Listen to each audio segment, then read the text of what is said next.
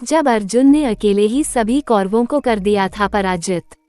महाभारत के विराट पर्व में जब कीचक वध के बाद सुशर्मा और कौरव सेना ने मिलकर विराट नगर पर हमला कर उनकी गायें चुरा ली थीं। ऐसे में अर्जुन ने अपना बृहन्नलला का रूप त्याग कर गांडीव उठाया और अकेले ही कौरव सेना का सामना करने चल पड़े।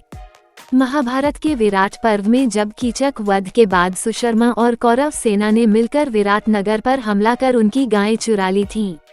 उस समय युद्ध व्यूह में फंसकर जब विराट नरेश और चारों पांडव सुशर्मा से युद्ध कर रहे थे, तब दूसरी ओर से कौरव सेना ने विराट नगर पर हमला कर दिया था। ऐसे में अर्जुन ने अपना बृहन्नलला का रूप त्याग कर गांडीव उठाया और राजकुमार उत्तर को सारथी बनाकर अकेले ही कौरव सेना का सामना करने चल पड़े। अर्जुन ने कौरवों से द्यूत क्रीड़ा के अपमान का बदला लिया और एक एक करके अकेले ही सभी कौरव योद्धाओं को रणभूमि छोड़ने पर मजबूर कर दिया। अर्जुन का देवदत्त शंख रणभूमि में गूंज उठा। शंखनाद सुनकर दुर्योधन ने भीष्म पितामह से कहा, ये तो अर्जुन के देवदत्त शंख की ध्वनि है। अभी तो पांडवों का अज्ञातवास पूरा समाप्त नहीं हुआ है। अर्जुन सबके सामने आ गया है, इसलिए शर्त के अनुसार पांडवों को पुनः 12 वर्ष का वनवास और 1 वर्ष का अज्ञातवास करना होगा।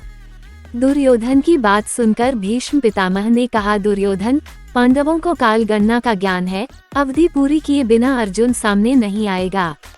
मैंने भी काल गणना की है कि पांडवों के अज्ञातवास की अवधि पूरी हो चुकी है। दुर्योधन ने हुए कहा, अगर अर्जुन युद्ध में आ ही गया है तो हमें व्यूह रचना कर लेनी चाहिए। भीष्म ने दुर्योधन को 1/3 सेना लेकर गायों के साथ हस्तिनापुर जाने का निर्देश दिया और बाकी की सेना को साथ अर्जुन से युद्ध करने का व्यूह बनाया। दुर्योधन गायें लेकर हस्तिनापुर जा रहा था कि अर्जुन ने रास्ते में ही दुर्योधन को पर असंख्य बाणों की वर्षा कर दी। अर्जुन के बाणों की वर्षा से दुर्योधन के सैनिक भागने लगे और सारी गायें भी विराट नगर की ओर लौटने लगीं। दुर्योधन को क्षत विक्षित देखकर कर्ण, द्रोण, भीष्म आदि सभी कौरव वीर उसकी ओर दौड़ पड़े। कर्ण को आता देखकर अर्जुन ने कर्ण पर इतने बाणों चलाए कि उसके रथ, घोड़े और सारथी सभी घायल हो गए। अंततः कर्ण को भी मैदान छोड़कर जाना पड़ा।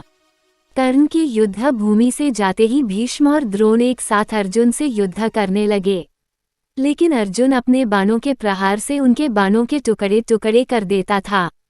आज अर्जुन के गांडीव के प्रहार का सामना कोई भी कौरव वीर नहीं कर पा रहा था। एक एक करके सभी कौरव योद्धा मैदान छोड़कर जाने पर मजबूर हुए। कौरवों को इस प्रकार युद्ध भूमि से जाता देख अर्जुन और राजकुमार उत्तर ने विजय शंख बजा दिया।